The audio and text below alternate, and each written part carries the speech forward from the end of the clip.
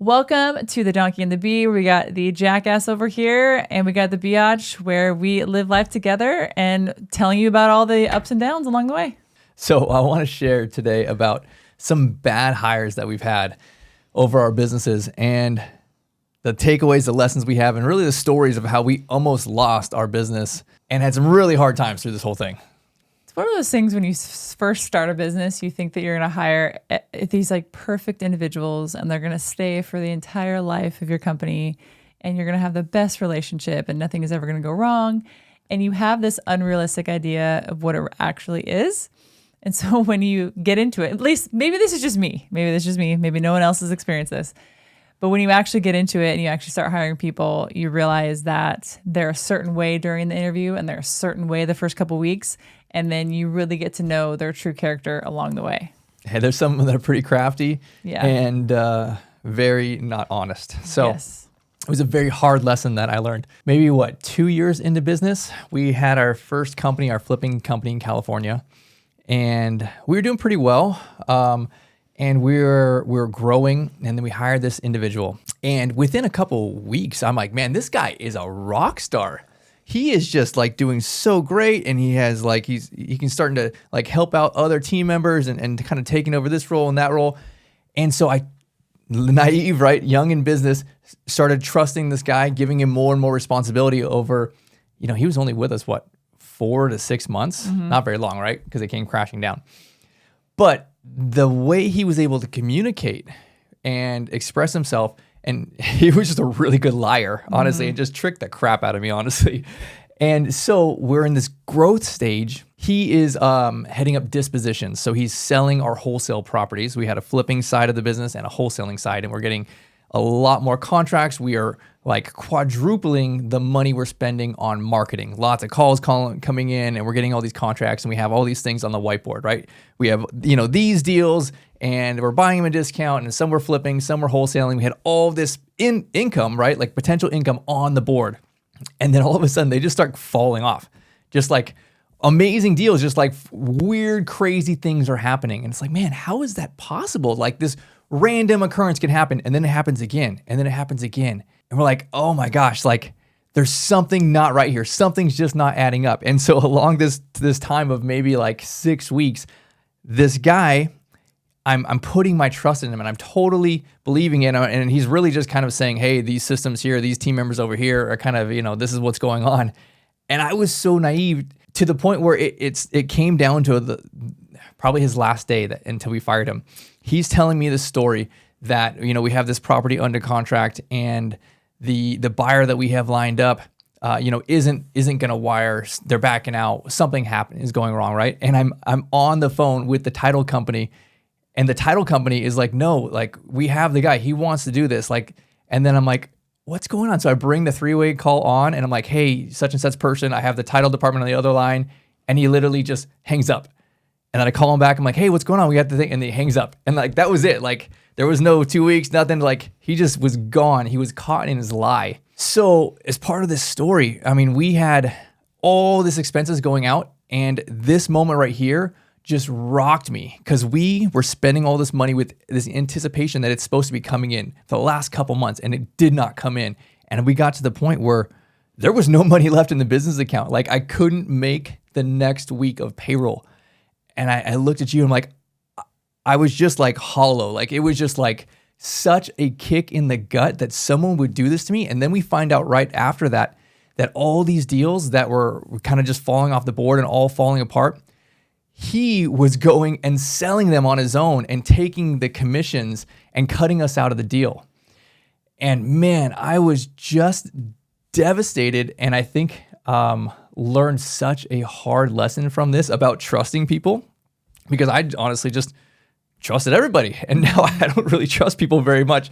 I trust, but I'll be very, very careful with that trust. Mm-hmm. And that was something that I think I've learned that lesson the hard way, and I for sure bring it all the way to this day. I think what's frustrating about that story and rehearing it is that I had a gut feeling about this individual during the interview process. So I usually do the first interviews, and if I somewhat like the individual, I'll pass on Brett. And I literally was like, I don't even think I should pass it over. I don't know, there's something about this individual. And I couldn't pinpoint it. And I think looking back, I didn't need to pinpoint it. If I just had that feeling, or if I had that inclination that this person wasn't being honest, that they were a smooth talker, that I should have just trusted that. And I think that is something that I didn't learn that first time. I should have, because I made that mistake again with another hire. And I had that same feeling. And we had a conversation about it too, about this other person that we hired. And there was just something that wasn't sitting right, something that was a little off. And then I'm like, no, it's okay. Like maybe they were just nervous, or this, something, making excuses for people. And man, I think now that it's been 2, I feel like we've learned our lesson. But to be honest, there's probably gonna be people that still sneak by. But I think for me personally, I know that I don't need to pinpoint it to something. If I feel like something's off, or if I just sense that this person isn't a good fit, then I'm gonna trust that. So it's interesting because the first person that screwed us and the second person that screwed us. So on the first one, we learned this lesson and we did a background check on him. And then finding out that he had like all these criminal records, like cash fraud and all these different kind of like financial fraud kind of stuff, right? It didn't come up on like the basic background check. We had to really do a deep dive in it. So that was another lesson learned. Yeah. Okay, so we learned this on the front side. The second bad person that we hired did have a background. And this person came and said, hey, this story, right? Told us this story about it was an accident, blah, blah, blah, wrong place, wrong time. Cool, all right, we'll give you the benefit of the doubt. I had really, really learned this lesson. I don't think you had gone through and had the pain that I had from this first individual, because it was just a couple months. I'm like, this person, they're cray, right? Like I see it. I know this pattern right here. This person is lying to us. Mm-hmm. But you weren't ready to accept that, or what was it that was there that you hadn't clicked that yet? I think for me personally, it was more of a fear of, I didn't know this business. It was a new business to me, and it was all going to fall on me if this person wasn't here. And I think that's really what it was. There was a fear of the unknown, a fear of taking like the reins on this business when not even knowing really the ins and outs and knowing what to do. And so I do think that was the reason why. I think that's the real root of the issue. Because it went on for probably way too long. A year longer than it should have. Way too long. It was a year and a half longer than it should have. And I was for over a year, hey, we need to exit this person, right? It is time for them to go. Mm-hmm. But you weren't ready yet until you got to that one day and final straw. Just a final, it's one of those things where it got so bad that I didn't care. Like I just didn't care. I was going to just jump into that fear and jump into that. It was almost like I built this up in my mind for so long that it was going to be this really hard thing to let this person go. And once I let them go, yes, it was hard for, 4 to 6 weeks. It was really difficult, but we're through it and I lived through it, and it actually wasn't as bad as I thought. I think we as humans tend to build things up in our own minds when it has something to do with the fear of ours. We think it's like, we take it to the extreme. And in most cases, that's not usually how it pans out. So I think there were multiple things I learned throughout that particular hire. But I think that I learned that my mind tends to make things worse.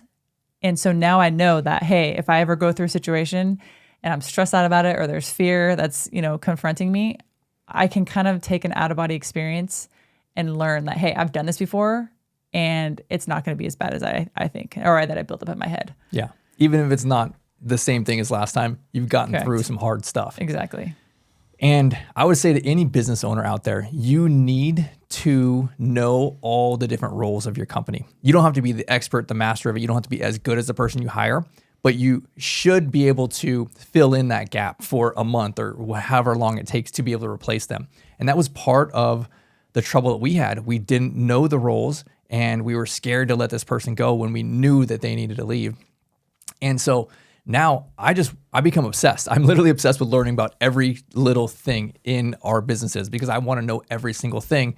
I never want to be in that position where I feel trapped like a slave to my business, and I'm really working for my employee because I have to please them. I have to make sure they're always happy and they're drama and they're crazy, right? Like, I don't want to be in that position. If you suck, I want to fire you. And I can take the reins if I need to. And I'm going to get through to the next part where I can train somebody else and bring that person in. When we first started our business, I remember thinking that we're going to get it going, and then we're going to have all these people that are going to come in. We're going to hire them, and then we're going to be like, okay, we're good. It's self-running. It's doing its thing. And I didn't realize how important what you just said was learning every little detail about your business. And is it overwhelming? Yeah. Is it a lot? Yeah. I don't think it's supposed to be easy. I don't think it's supposed to be this little thing, right? You're building upon your skills by learning every different aspect of your business. And I think it's important in order for you to be the leader that you need to be for your business to know exactly how each role in each department is supposed to be ran, so that you're just not like letting someone just like free reign roam however they want to go, right? You need to be the leader and guide and direct them. And so, I think that's a big takeaway for me is knowing each little department of your business, and like Brett said, having that freedom and capability to just be like, you're fired, like, and it not really making that much of a difference in your life. Knowing that like you can replace them. Yeah. Another skill set that I learned and that I never knew was a skill set was learning to find the liars, learning to find the crazy people.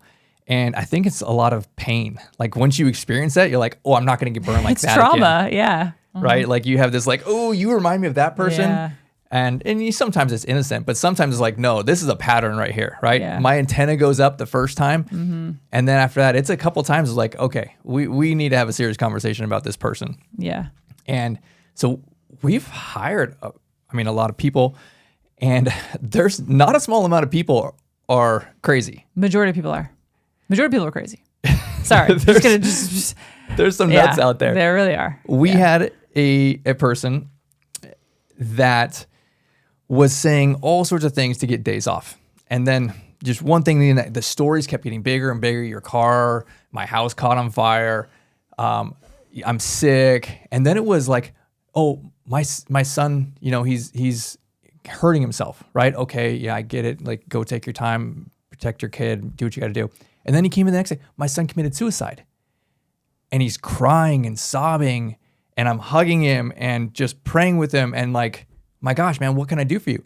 It was all lies. Yeah. It was all crap. Yeah. Like, the amount of nuts kind of people out there it is so surprising. It's not surprising to me anymore. I don't trust a lot of those people. If I see that in you, I'm recognizing those patterns. And that's a really important skill to have. It's your BS meter. As a business owner, you need to develop your own BS meter. Yeah, there's a lot of times I pick up on that BS meter. And it's not even just in particularly staff members or team members. It's people within the community or people within the church or wherever you are, right? Where you're building friendships maybe, or in a small group. And it's like within me, it's like I'm repulsed by it. I think I know it so well now that I am repulsed. And I literally don't even want to be in the same room with these people because I can feel it. It's that same energy. It's that same vibe. It's just dishonesty. I just don't want to be around it. And so I think that was something that I needed to, it's a muscle, right? It's a muscle that you need to train. And I think that we have done a lot of exercising in that regard. And so that muscle is pretty strong. So I would say there's a couple lessons that I've learned the hard way from this. The first is always the background check. And you're usually going to get some kind of sob story, right? Sometimes maybe 50-50, they're lying to you again or not. So go with your gut on that. The second thing is checks and balances. I never want to give full, control of a department to somebody and not have somebody, or a system or myself looking over their shoulder. And then the third thing is never giving total control over something that can blow up my business. Like my finances. I never want to give total control, give my books to anybody. I don't want them doing the invoicing. You run the payroll at Platinum. I do all the invoicing on other companies. I never want to give up that control where somebody can have a multi-million-dollar difference by playing with some numbers, right? I think some things like that, you as the owner, you want to be like, oh, I'm passive. Oh, I don't do those kind of things. No. You as the owner, you need to make sure the critical components to your business that you are in control of. You might be able to have somebody do some of this other partner stuff, but you should never put it so much on the back burner or passive in some kind of system that it's just going and people are stealing from you, because they will steal from you. Mm-hmm. I think the lessons I've learned are to not trust. I think, and I hate to say that, but I think that I have a natural inclination to just think that everyone is like me, that people are honest and that they want to do the right thing. And so I think realizing that is kind of hard, that most people aren't like that. And you cannot trust anyone who just comes through your door, even when they have the right words to say and they're a smooth talker and they seem like they're the honest, genuine person, especially if they throw in some Christian or religious things your way, right? Because they know who you are and they know what you want to hear. And if they know that like you love Jesus or something and they throw that out there, like that's almost a red flag for me right away. And so initially I thought it was great, but now that I've learned, it's a red flag for me. I second what Brett said. For the second one for me is not letting go of payroll. I think that's an important aspect of your business and making sure that you always have control of the finances. The third thing is, for me, is learning about narcissism and individuals who are just like pathological liars. I think reading books on these things really opened my eyes to the fact that it's real and the fact that people actually are like this and the fact that people who are actually like this don't even realize they're like this, which is even crazier for me to even think. So once we dealt with individuals like this, I really wanted to understand it because I don't understand it. So reading books on it is really helpful. We've read a couple books on it and it's kind of an eye opener. It kind of actually hurts your stomach a little bit reading it because you're just like, wow, I can't even believe this is real, that people actually live like this. But I think that that's something that really helped me to be okay with it in a way and to accept what's happened in the past and realize that it really wasn't my fault. And I think that was what's hard for me is I felt like a lot of things were my fault because I let this person in our life and our business too long, and that it's okay. And so learning by reading books, educating yourself on the type of people that these people are, their characteristics, their qualities will help you when you're moving forward in your business to not make that same mistake and hire that same type of individual.